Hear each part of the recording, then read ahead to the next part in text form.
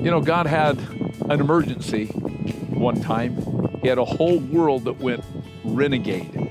They dabbled in idolatry. They started sinning, and they were enslaved to the idols that they were dabbling in. They were lost. They had literally separated the creation of God from the good God that created them. That's an emergency. And so, you know, if you please, he put on his fireman's hat, and here he comes to earth. And he wanted to do something. He wanted to break us out of jail. He wanted to break us free. You know, in our former lives, it says in Ephesians, we are alienated from God, and we came under the power of the devil to do whatever the devil wanted us to do. I'd like to suggest this tonight in your small groups, and I hope you're having some good small groups together. But I would encourage you to read Ephesians chapter 2, verses 1 through 10.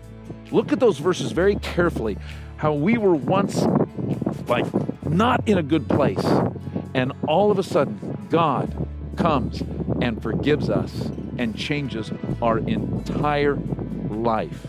And then right in there, that's that precious passage that talks about how we are saved. Well, saved from what? Saved from dabbling in our idolatry, sinning, which led to this death. We are saved from all of that slavery, broken out of that, so we can really, really live in great freedom.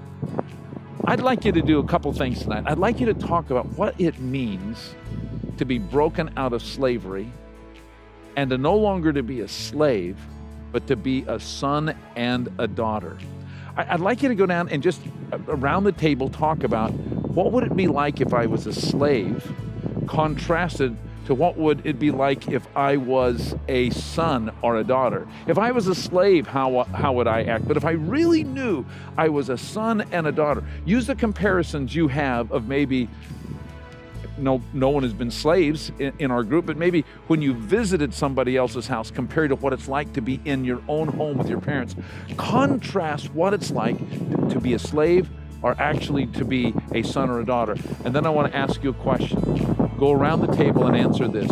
Do you act as though you were a son or a daughter of God? Do you act free? Do you act like you're not a slave anymore? Go around that, talk about that, and then pray for one another at the end. I think it'll be a great discussion. God means to make you free. Have a great meeting tonight. Have a great time in discussion. Have a great time praying for one another. Hope you enjoy.